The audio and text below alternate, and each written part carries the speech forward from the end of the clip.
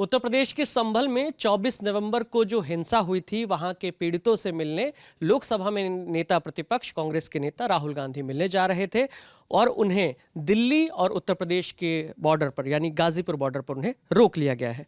अभिनव जी, क्या है पूरा और क्यों नहीं जाने दिया? वीडियो आया सामने तो इसमें राहुल गांधी हैं, प्रियंका गांधी हैं और केसी वेणुगोपाल कांग्रेस के जो महासचिव हैं वो ये कांग्रेस का दल जा रहा था संभल में जो भी हिंसा हुई 24 तारीख को उसके पीड़ितों से मिलने के लिए। तो ये जो दिल्ली गाजियाबाद का बॉर्डर है वहाँ पे एक तरफ का पूरा हाईवे रोक करके इनके काफिले को रोक दिया गया। चूँकि पुलिस का कहना है कि देखिए ये केसी वेणुगोपाल साथ में है, यहाँ राहुल गांधी हैं और तमाम इनके साथ में लोग हैं और मीडिया के लोग भी हैं। तो पुलिस का कहना है कि हमने यहाँ पे धारा 187 लगा रखी है। धारा 187 वही धारा है बीएनएस जो नया कानून, उसमें जो धारा 144 तो आईपीसी में थी वो धारा है कि भाई इतने लोगों से ज़्यादा नहीं, हाँ भीड़ इकट्ठा नहीं हो सकती 4-5 लोगों से ज़्यादा। तो उसके लिए क्योंकि तनावग्रस्त इलाका है, तनाव है, इसलिए हम नहीं जाने दे रहे।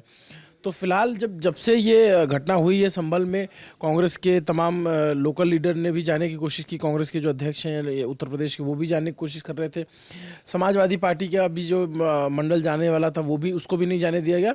तो पुलिस ने एक तरीके से एहतियात के तौर पे कह रहे हैं कि नेताओं को जाने से रोक रखा है ताकि और आगे चीज़ें ना हो। और जो नेताओं के आरोप हैं वो सीधे सीधे योगी आदित्यनाथ सरकार पर हैं कि वो क्यों रोक रहे हैं जनता को। जो जनता है उससे मिलने के लिए नेता अगर जाना चाहते हैं तो उन्हें क्यों रोका जा रहा है।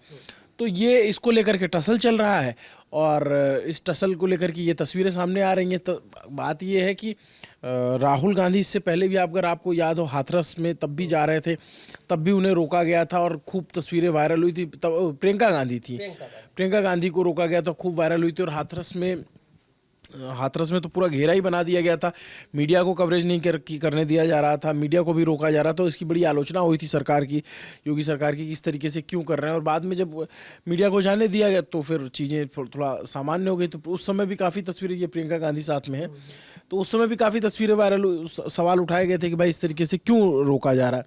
तो ये सरकार का अपना डील करने का तरीका है। इसको लेकर के विपक्ष के कई लोग सवाल उठा रहे हैं। हम उनकी बाइटें जरा सुना देते हैं, उसके बाद इस पर बात करते हैं। समाजवादी पार्टी बेहतर जानती होगी, पहले दिन से संभल के ऊपर सबसे ज्यादा हमने बोला है, हमारे ज्यादा किसी ने नहीं बोला। हमारे बोलने के बाद आपकी आंख खुलती है। 10 तारीख तक जाने क्या क्या छिपा देंगे, जाने कितना दबाव बना देंगे लोगों पर। आपके पास वो वीडियोस होंगे जहां पर प्रशासन दबाव बना रहा है कि ये भाषा बोलिए, ये बताइए। आप प्रशासन ये बताएगा कि ये बोलना पड़ेगा पीड़ित को। उत्तर प्रदेश की पुलिस का कमाल है और ऐसा कमाल नहीं है। आप उत्तर प्रदेश की कई घटनाओं की छानबीन करोगे आप तो बहुत सारे इस तरह के कमाल आपको देखने को मिलेंगे। जो कार्टेज की बात कर रहे हैं कि अमेरिका के हैं और पाकिस्तान के हैं, इनसे पूछे कि इनके असले कहाँ के हैं, इनके पास जो असले हैं वो कहाँ के हैं। और सच्चाई तो ये है कि पुलिस भी ऐसा काम करती है किसी को फंसाने के लिए। उत्तर प्रदेश की भारतीय जनता पार्टी की सरकार में पुलिस केवल फंसाने का काम कर रही है, न्याय नहीं दिला रही है। कहीं ना कहीं जो शासन प्रशासन सरकार है किसी तरह की लीपापोती करने में लगी हुई है। तभी आज तक वहाँ के हालात जो है सामान्य ये होने नहीं देना चाह रहे हैं, क्योंकि ये जानते हैं कि अगर डेलीगेशन जाएगा और मिलेगा लोगों से तो वहाँ पे जो असलियत में जो हुआ है, जो सच्चाई है वो सामने उजागर होगी। इसीलिए ये लोग चाह रहे हैं कि जितनी देरी हो जाए उतना ही बढ़िया, अच्छा है भाजपा के लिए। जब एडमिनिस्ट्रेशन ही पूरे इस प्रणाली में इन्वॉल्व है, जहां हमने देखा कि किस तरह एडमिशन के द्वारा इस तरह की हरकत को अंजाम दिया गया और जो सौहार्द है वो उसको बिगाड़ा गया है। और मैं समझती हूँ कहीं ना कहीं ये नेशनल इशू भी है, क्योंकि जो भाईचारे का जो पूरा व्यवहार पूरे देश में है, इसको कहीं ना कहीं भारतीय जनता पार्टी के लोग बिगाड़ना चाहते हैं अपनी वोट बैंक की राजनीति के लिए। अच्छा, ये तो अभी विपक्षी लोगों को सुना हमने। जो प्रमोद कृष्णन पहले जो कांग्रेस में थे, अभी बीजेपी की तरफ दिखते हैं और प्रधानमंत्री भी जो है उनके कल्की मंदिर के शिलान्यास के लिए गए थे। वो संभल के ही हैं, उनका जो आश्रम है और वो संभल जिले में ही पड़ता है। उनकी भी प्रतिक्रिया है, वो भी सुन लीजिए। वो कह रहे हैं कि एक दिन निकाल के बांग्लादेश चले जाइए। और साथ ही साथ उत्तर प्रदेश के डिप्टी सीएम ब्रजेश पाठक, उनका भी राहुल गांधी जो संभल जा रहे हैं उस पर उनका भी बयान आया है, वो भी आपको सुनवाते हैं। राहुल गांधी जी हों या अखिलेश यादव जी हों, इस प्रकार की घटनाओं को राजनीतिक रंग देने का प्रयास करते हैं, ये बहुत ही दुखद है। हम दोनों नेताओं से विनती करते हैं, कृपया उत्तर प्रदेश के लाइन आर्डर को बिल्कुल भी बिगड़ने न दें। आपके जाने से माहौल खराब हो रहा है, अखबार में बयानबाजी से माहौल खराब हो रहा है। हमारी प्रतिबद्धता उत्तर प्रदेश में लाइन आर्डर को मेंटेन करने को लेकर है। तो संभल का जो पूरा मामला है वो 19 नवंबर को यहाँ पर एक याचिका लगाई गई संभल में जो शाही जामा मस्जिद है उसे लेकर, और ये दावा किया गया कि यहाँ पर श्री हरिहर मंदिर था, और उसी दिन वहाँ की जो स्थानीय अदालत थी उसने उसी दिन सर्वे के आदेश भी दे दिए। उसको लेकर के बहुत सारे सवाल उठ रहे थे कि भाई सर्वे के आदेश आपने बिना दूसरे पक्ष को सुने क्यों दे दिया।